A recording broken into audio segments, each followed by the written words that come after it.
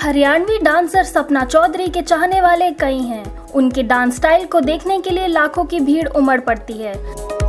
हरियाणा से शुरू होकर आज सपना चौधरी ने पूरे देश भर के लोगों को अपना दीवाना बनाया है।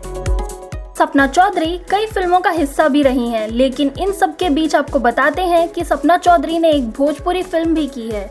जी हाँ, फिल्म बैरी कंगना 2 में सपना चौधरी का स्पेशल सॉन्ग रखा गया। इस गाने की खूब चर्चा भी रही और दर्शकों ने इस गाने को बेहद पसंद भी किया। सपना चौधरी रियलिटी शो बिग बॉस का भी हिस्सा रही हैं और बिग बॉस के घर में रहने के बाद उनकी पॉपुलैरिटी और काफ़ी बढ़ गई। बिग बॉस के घर से बाहर आने के बाद सपना चौधरी ने ये भोजपुरी सॉन्ग किया।